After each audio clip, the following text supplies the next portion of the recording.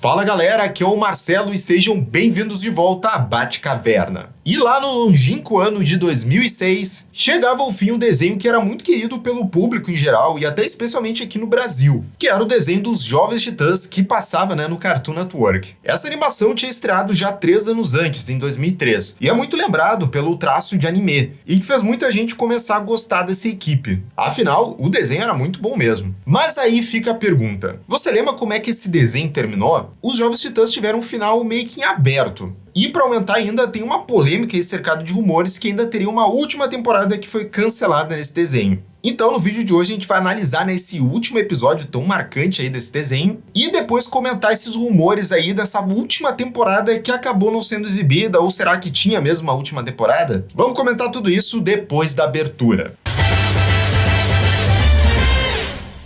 E galera, vocês já sabem, antes da gente começar o assunto principal desse vídeo, deixa aqui o seu Titã like e também o seu Titã comentário. Comenta aqui se você assistia muito esse desenho dos Jovens Titãs e se você lembra de ter visto esse último episódio que a gente vai comentar hoje. Dito isso, esse episódio que eu vou comentar hoje se chama As Coisas Mudam. E foi então o último episódio da 5ª temporada do desenho, que no caso foi a última. Esse episódio então é famoso por ser o último do desenho e por ter um tom bem diferente dos outros episódios da série. Ele tem um tom mais triste, introspectivo, e com a possível volta de uma personagem importante, a Terra. É isso mesmo, e até por isso, antes da gente começar a análise mais funda aí desse episódio, eu acho que é importante aqui a gente fazer só um resuminho geral aí da Terra nesse desenho. Isso porque vai ser muito importante para esse último episódio que a gente vai comentar em seguida. A Terra começa muito bem no desenho. Ela aparece na 2ª temporada dele. Primeiro como uma possível aliada da equipe. A Terra demonstra os seus poderes genocinéticos, mas ao mesmo tempo também mostra que tem muita insegurança e não consegue controlar eles. É também nessas primeiras aparições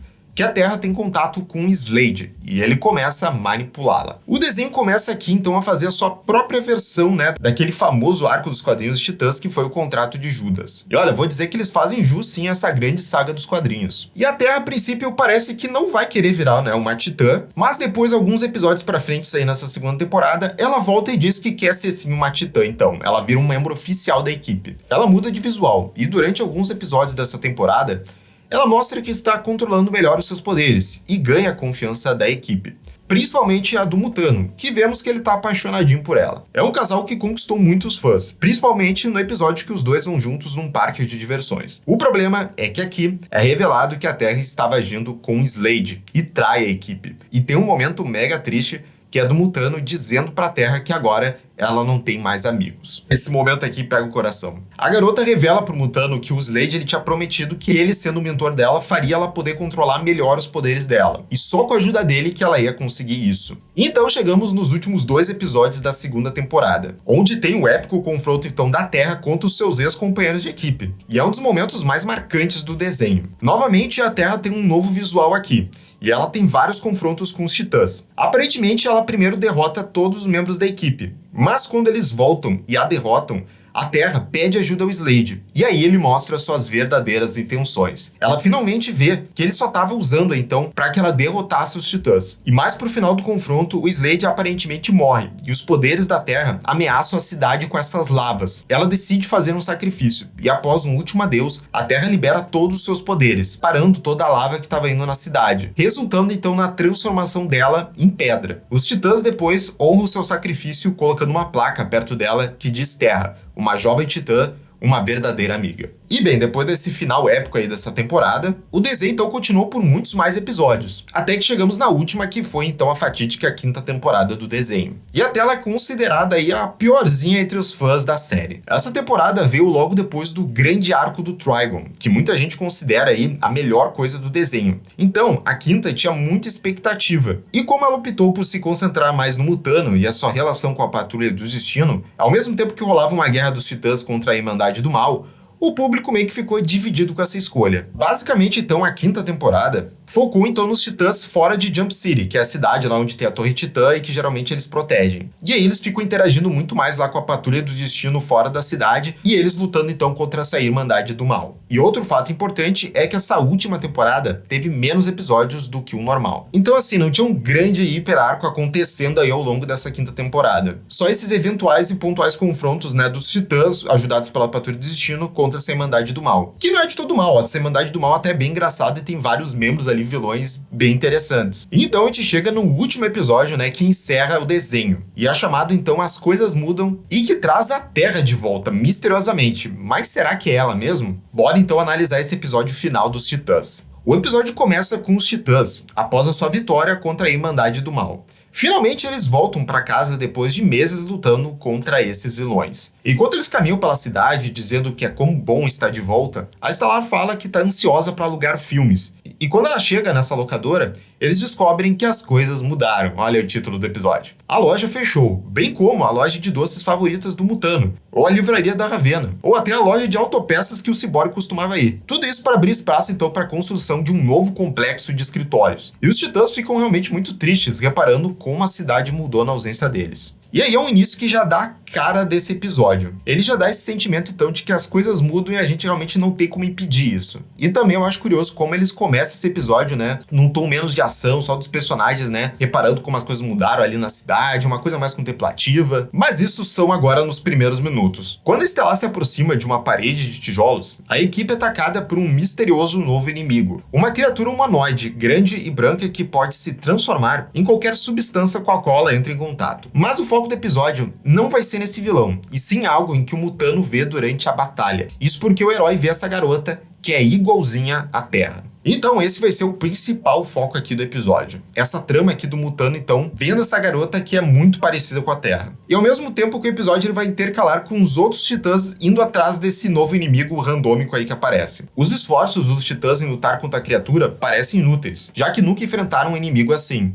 A criatura consegue assumir uma forma de água, e assim ela escapa para os esgotos. Enquanto os outros titãs continuam a persegui-lo, o Mutano ainda está em choque com o que ele viu. Ele abandona a missão e vai para o subsolo, onde ficava aquele antigo covil do Slade. Ele quer ver se a estátua da Terra, que é a própria Terra, ainda está lá. E, para surpresa dele, ele descobre que ela se foi. E isso prova, para ele, que a Terra foi revivida. E por isso que eu falei que era importante fazer aquele resumão de antes todo o arco da Terra, né, ao longo dos episódios da série, para mostrar realmente que ela tinha uma conexão muito forte com o Mutano. E a maneira, então, como ela se foi, como ela morreu ali virando aquela estátua ali, foi algo muito trágico para toda a equipe, principalmente para o Mutano. Ele continua, então, a sua própria busca na Torre dos Titãs. E os outros membros da equipe chegam em casa depois de não conseguir localizar aquela criatura.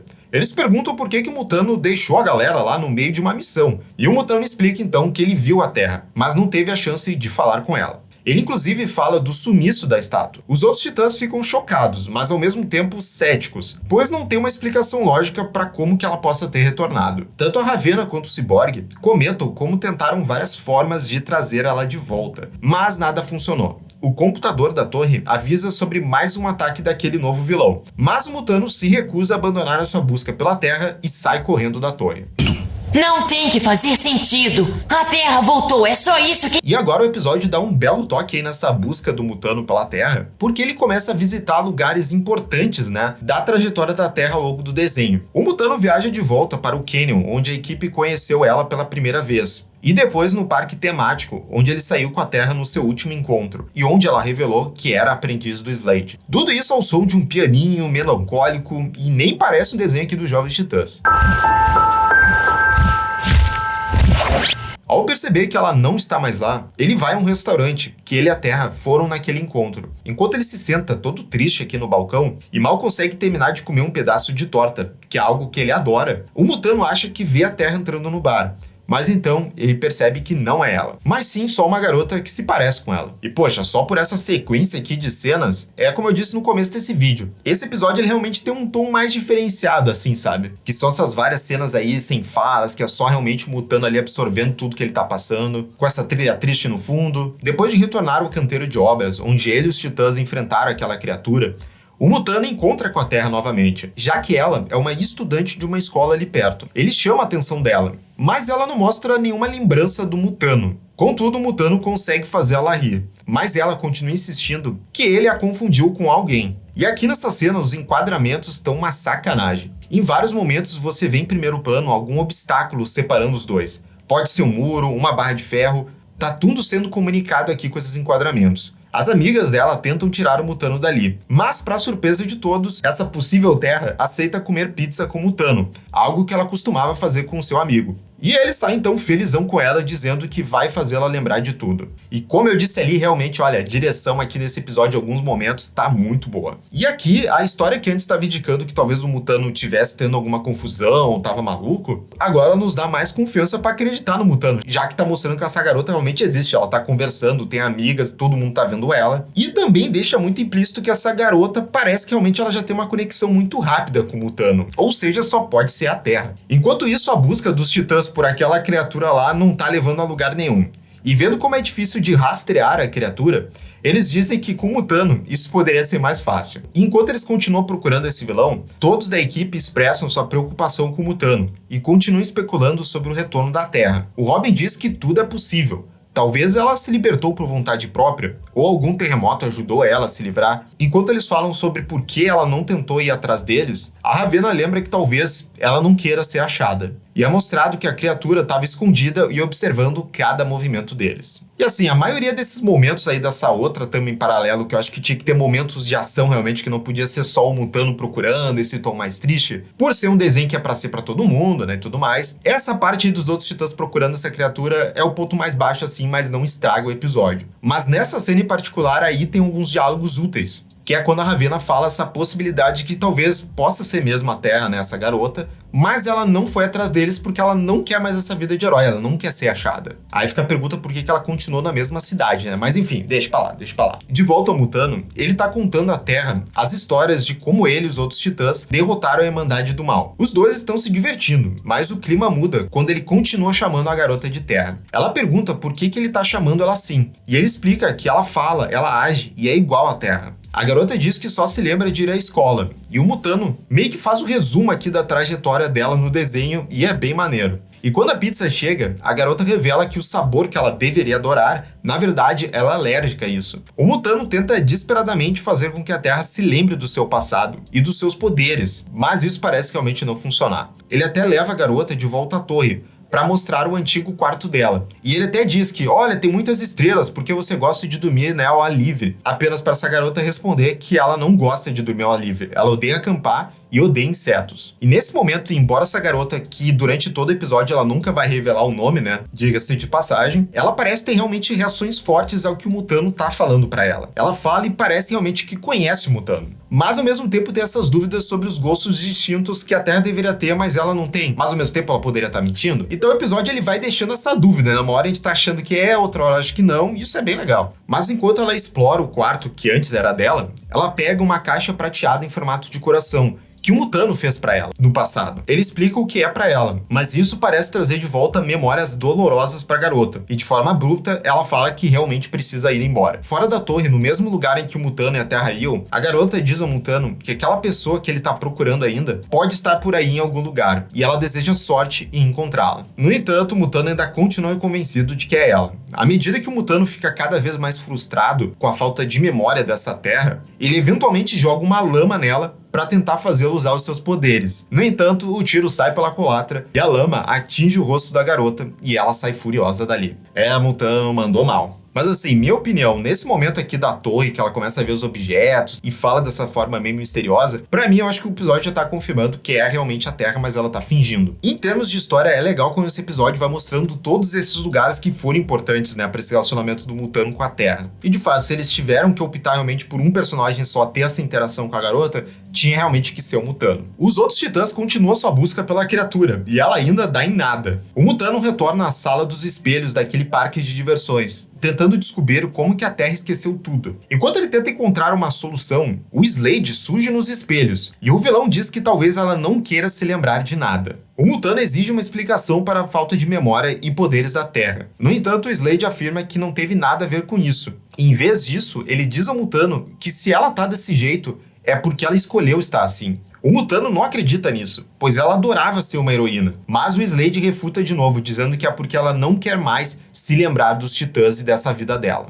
Ela não quer mais se lembrar de você. E essas falas aqui do Mutano contra esse possível Slade aqui na sala de espelhos é muito boa. Até porque esse Slade tá falando bastante verdade aqui. E principalmente também pela escolha da metáfora de colocar o Mutano conversando frente a um espelho. Ou seja, ele tendo que encarar o reflexo dele e ele ouvindo coisas que talvez ele não gostaria de ouvir, mas que ele tem dentro dele, sabe? Então uma escolha muito boa de colocar essa cena aqui. Furioso, o Mutano começa a destruir todos os espelhos com as suas formas de animais. E ele vê o vilão. O Mutano jura não deixar o Slade machucá-la novamente, apenas para ele comentar que agora é o Mutano quem tá machucando ela, e que ele deveria deixá-la ir. Uma batalha acontece entre eles, e leva eventualmente o Mutano a perceber que era só mais um dos androides do Slade que restaram. Mesmo avariado, o androide continua repetindo: ela não quer mais te ver. Mas ver você, ela não quer. E aí, na manhã seguinte, o Mutano volta para a escola que a Terra frequenta e tenta se desculpar pelo último encontro. Mas ela parece incomodada e não dá papo para ele, indo para sua aula seguinte. Pois já é uma cena boa atrás da outra. Principalmente aquela fala ali do Slade dizendo que quem tá machucando agora ela é o próprio Mutano. Até porque começa a fazer o Mutano pensar de que talvez ele não tenha que trazer ela de volta. E ela tem motivos para isso. E sim, eles colocaram aqui um androide genérico que tinha sobrevivido do Slade pra falar essas coisas. É meio conveniente? É. Mas os diálogos foram tão bons que a gente dá uma passadinha de pano, né? De volta à escola, horas vão se passando e o Mutano adormece esperando pela Terra. E quando a aula dela termina, ela tenta afastá-lo, mas ele se recusa a desistir, até que ela fale com ele. No entanto, ele é forçado a parar um pouco de acompanhar a Terra quando eles chegam no banheiro feminino. O ruim é que essa parte do Mutano fica intercalando com os outros titãs, lutando contra aquela criatura. E o Robin diz que eles vão realmente precisar do Mutano. Ele continua acompanhando a Terra lá na escola, até estando na biblioteca. Contudo, quando o comunicador dele começa a tocar, a garota fica com medo de ficar em apuros e resolve voltar a falar com ele. E aí a gente tem agora a cena final do desenho, que é uma conversa muito franca então do Mutano com a Terra. Eles conversam no corredor e a garota pergunta o que o Mutano quer dela. Ele não consegue entender por que as coisas não podem voltar a ser como eram antes, quando ela era sua amiga e uma titã. A garota insiste que as coisas nunca foram como ele se lembrava e que o nome dela não é Terra. Em uma última tentativa desesperada, o Mutano oferece a ela o comunicador dos titãs, mas ela ainda assim recusa. Pode me chamar a qualquer hora. Não preciso disso. Mas... A outra que acertou aqui o coração.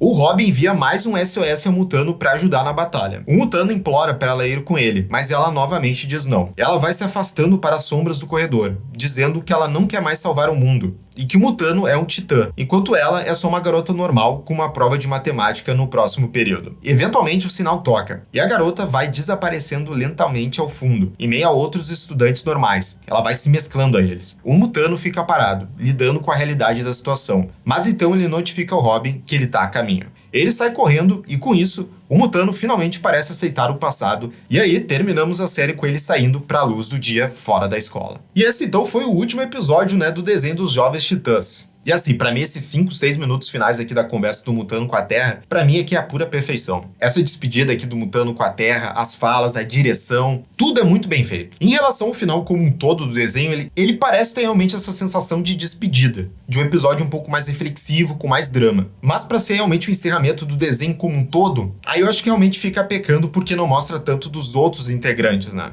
Embora então essa parte do Mutano seja muito boa mesmo, agora como encerramento total pro desenho, eu acho que ele não se enquadra tão bem. Mas de novo é um ótimo episódio. E bem, essa garota era a Terra de verdade ou não? Ou era uma grande coincidência? Como eu já falei várias vezes, esse então é o episódio que encerrou o desenho. Mas esse universo aqui da série, ele também teve um quadrinho próprio. E na edição 51 desse quadrinho dos Jovens Titãs, tem uma história que responde sim se essa garota era a Terra de verdade ou não. Essa edição se passa após o final da série animada. O irmão da Terra, o Geoforce, chega à Torre dos Titãs e relata a origem toda da Terra. Que ela era a princesa de Markovia e que ela e seu irmão sofreram experimentos dentro da corte real, o que deu a ambos então superpoderes. E sentindo-se tão explorado e preocupado com a segurança dos seus entes queridos, devido à sua falta de controle, a Terra fugiu, levando então os acontecimentos da série animada. O Mutano leva o Geoforce para ver a tal garota, e eles observam à distância, enquanto ela tá lá aproveitando a vida deles com seus amigos normais. E vendo como ela tá feliz, o Geoforce decide não se aproximar dela. Só que depois mostra a menina vendo os dois heróis voarem, e sorrindo, ela diz a seus amigos que tá tudo bem. E aí, por essas falas e por essa reação final ali da Terra vendo o Mutano e o irmão dela, eu acho que sim deixa bem claro que era a Terra sim. E de que alguma forma ela conseguiu mesmo se libertar lá daquela forma de pedra dela e ela quis continuar sua vida ali como uma garota normal. E bem, feita essa curiosidade, agora vem outra. Que é se o desenho era pra ter tido uma outra temporada então, que no caso seria a 6ª temporada. Depois do final do desenho, o Cartoon ainda lançou o filme baseado nessa série, que foi Os Jovens Titãs Missão Tóquio, em 2007. E era mais uma aventura isolada, mas com uma produção bem caprichada. E bem, sobre essa possível 6ª temporada, tem muitos rumores que a gente pode encontrar na internet. O que a gente tem de fato de pessoas que trabalharam no desenho e que falaram abertamente sobre isso, é uma declaração então do roteirista-chefe que trabalhou no desenho dos Jovens Titãs na 5ª temporada. E ele disse numa entrevista para um site de fãs do desenho que quando eles começaram então a escrever essa 5ª temporada, eles já sabiam que seria a última e que não haveria mais nenhuma outra temporada. O maior contratempo, segundo ele, foi que o Cartoon diminuiu o número de episódios da temporada, o que impactou nos arcos que eles queriam fazer aqui. E entre os argumentos do cancelamento, tem as baixas vendas de merchandising e também que o número de espectadores vinha caindo do desenho.